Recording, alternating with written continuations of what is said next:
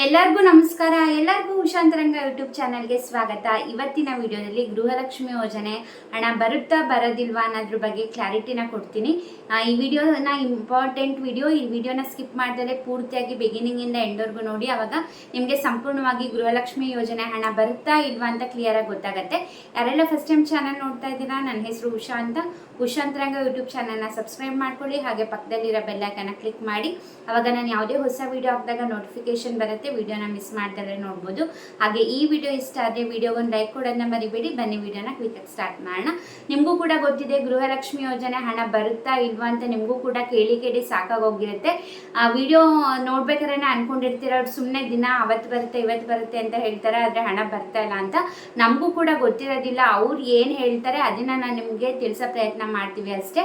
ಹಾಗಾಗಿ ಏನು ಹೇಳ್ತಾ ಇದ್ದೀನಿ ಅಂದರೆ, ನಮಗೆ ಅಧಿಕಾರಿಗಳಿಂದ ಬಂದ ಮಾಹಿತಿ ಪ್ರಕಾರ ಗೃಹಲಕ್ಷ್ಮಿ ಯೋಜನೆ ಮುಂದುವರಿಯೋದಿಲ್ಲ ಅಂತ ಹೇಳ್ತಿದ್ದಾರೆ. ಬಟ್ ಇದು ಅಧಿಕೃತವಾಗಿ ಈಗ ಕಾಂಗ್ರೆಸ್ ಪಕ್ಷದಿಂದಾಗಲಿ ಅಥವಾ CM ಸಿದ್ದರಾಮಯ್ಯ ಸರ್ ಅವರಾಗಲಿ ಅಥವಾ ಲಕ್ಷ್ಮೀ ಹೆಬ್ಬಾಳ್ಕರ್ ಅವರಾಗಲಿ ತಿಳಿಸಿಲ್ಲ. ಬಟ್ ಅಧಿಕಾರಿಗಳಿಂದ ಬಂದಿರೋ ಮಾಹಿತಿ ಪ್ರಕಾರ ಸರ್ಕಾರದ ಹತ್ರ ದುಡ್ಡಿಲ್ಲ. ಯಾಕಂದರೆ ವಿಪಕ್ಷ ನಾಯಕರು ಕೂಡ ಹೇಳ್ತಾ ಇದ್ರು, ಅಂದರೆ ಇವಾಗ ಲಾಸ್ಟ್ ಲೋಕಸಭಾ ಎಲೆಕ್ಷನಲ್ಲಿ ಇಲ್ಲಿ ಕರ್ನಾಟಕದಲ್ಲಿ BJP ಬಂತು, ಕರ್ನಾಟಕ ಕಾಂಗ್ರೆಸ್ ಬಂದಿಲ್ಲ ಅಂತ ಅಂದಾಗಲೇ ವಿಪಕ್ಷ ನಾಯಕರು ಹೇಳ್ತಾ ಇದ್ರು, ಇದನ್ನ ಜಾಸ್ತಿ ದಿನ ಮುಂದುವರಿಸಲ್ಲ, ಗ್ಯಾರಂಟಿ ಸ್ಕೀಮ್ಸು ಎಲ್ಲ ಸ್ಕೀಮ್ಸ್ನು ಕ್ಲೋಸ್ ಮಾಡ್ತಾರೆ, ಯಾವುದು ಕೂಡ ಮುಂದುವರಿಯಲ್ಲ, ಯಾಕಂದರೆ ಸರ್ಕಾರದ ಬಳಿ ಹಣ ಇಲ್ಲ ಅಂತ. ಬಟ್ CM ಸಿದ್ದರಾಮಯ್ಯ ಅವರಾಗಲಿ ಲಕ್ಷ್ಮೀ ಹೆಬ್ಬಾಳ್ಕರ್ ಅವರಾಗಲಿ ಅಥವಾ DK ಶಿವಕುಮಾರ್ ಆಗಲಿ ಯಾವುದೇ ರೀತಿ ಒಪ್ಕೊಂಡಿರಲಿಲ್ಲ. ಏನಾದರೂ ಕೂಡ ನಾವು 5 ವರ್ಷ ನಾವು ಗ್ಯಾರಂಟಿ ಸ್ಕೀಮ್ಸ್ನ ಏನು ಘೋಷಣೆ ಮಾಡಿದ್ವಿ ಅದು 5 ವರ್ಷವನ್ನು ಕೂಡ ಕೊಡ್ತೀವಿ ಅಂತ ಹೇಳಿದ್ದಾರೆ. ಬಟ್ ಬಾಯಿ ಮಾತಲ್ಲಿ ಕೊಡ್ತೀವಿ ಅಂತ ಹೇಳ್ತಿದ್ದಾರೆ. ಬಟ್ 10ನೇ ಕಂತು ಕೂಡ ತುಂಬ ಜನಕ್ಕೆ 80% ಜನಕ್ಕೆ ಬಂದಿದೆ ಅಷ್ಟೇ. ಇನ್ನು 20% ಜನಕ್ಕೆ ಇನ್ನು 10ನೇ ಕಂತಿನ ಹಣನೇ ಬಂದಿಲ್ಲ. ಇನ್ನು 11 ಮತ್ತು 12ನೇ ಕಂತಿನ ಹಣ ಕೊಡೋಕ್ಕೂ ಕೂಡ ಸರ್ಕಾರದ ಹತ್ರ ದುಡ್ಡಿಲ್ಲ ಅಂತ ಹೇಳ್ತಿದ್ದಾರೆ. ಯಾಕಂದರೆ ಈಗ ಸರ್ಕಾರದವರಿಗೆ 1 ತಿಂಗಳು ಗೃಹಲಕ್ಷ್ಮಿ ಯೋಜನೆ ಹಣ ಕೊಡೋಕ್ಕೆ 2,000 ಕೋಟಿ ಹಣ ಬೇಕು. ಜಸ್ಟ್ ಬರೀ 1 ತಿಂಗಳು ಕೊಡೋಕ್ಕೆ ಫಲಾನುಭವಿಗಳಿಗೆ. ಹಾಗಾಗಿ ಅವರಿಗೆ ತೊಂದರೆ ಆಗ್ತಿದೆ, ಅವ್ರ ಬಳಿ ಹಣ ಇಲ್ಲ. ಸೊ ಯಾಕಂದರೆ ಇವಾಗ ಪೆಟ್ರೋಲ್ ಡೀಸೆಲ್ ಬೆಲೆ ಏರಿಕೆ ಕೂಡ ಮಾಡಿದ್ದಾರೆ. ಅಂದರೆ ಒಂದು ಕಡೆ ಬೆಲೆ ಏರಿಕೆ ಮಾಡಿದರೆ ಅಟ್ಲೀಸ್ಟ್ ಗೃಹಲಕ್ಷ್ಮಿ ಯೋಜನೆ ಹಣನಾದರೂ ಕೊಡಬೇಕು. ಬಟ್ ಅದು ಕೂಡ ಕೊಡ್ತಾ ಇಲ್ಲ.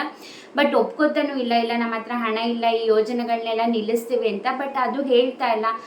ಮತ್ತು ಈಗ ಮೀಡಿಯಾದವರು ಕೂಡ ಸಿದ್ದರಾಮಯ್ಯ ಸರ್ ಅವ್ರಿಗೆ ಯಾಕೆ ಗೃಹಲಕ್ಷ್ಮಿ ಹಣ ಬರ್ತಾ ಇಲ್ಲ, ಯಾವಾಗ ಬರುತ್ತೆ ಅಂತಂದರೆ ಅವರು ಕೂಡ ತುಂಬ ನೆಗ್ಲಿಜೆನ್ಸಾಗಿ ಆನ್ಸರ್ ಮಾಡಿದ್ದಾರೆ. ಯಾಕಂದರೆ ಇವಾಗ ಹೇಗಿದ್ರು ಕೂಡ ಎಲೆಕ್ಷನಲ್ಲಿ ಗೆಲ್ಲಿಸಿಲ್ಲ.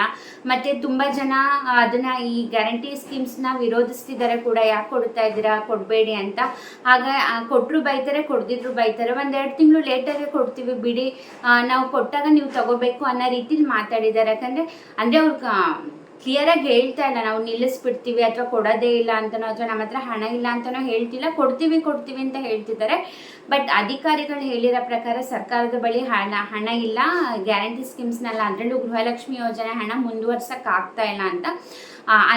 ನೀವೇನಾರ ಈ ಗೃಹಲಕ್ಷ್ಮಿ ಯೋಜನೆ ಬಂದಾಗುತ್ತಾ ಇಲ್ವಾ ಅಂತ ಕೇಳಿದ್ರೆ ಈಗ ಸದ್ಯಕ್ಕಂತೂ ಹಣ ಬರೋ ಚಾನ್ಸಸ್ ಇಲ್ಲ. ಬಟ್ ಅವ್ರು ಯಾವುದೇ ರೀತಿ ಅನೌನ್ಸ್ ಮಾಡಿಲ್ಲ ಗೃಹಲಕ್ಷ್ಮಿ ಯೋಜನೆ ಕ್ಯಾನ್ಸಲ್ ಮಾಡ್ತೀವಿ ಇಲ್ಲ ಅಂತ. ಬಟ್ ಈಗ ಸದ್ಯಕ್ಕೆ ಬರೋದಿಲ್ಲ ಅನ್ನೋದು ಅಧಿಕಾರಿಗಳಿಂದ ಬಂದ ಮಾಹಿತಿನ ನಾನು ನಿಮಗೆ ತಿಳಿಸ್ತಾ ಇದ್ದೀನಿ ಅಷ್ಟೇ.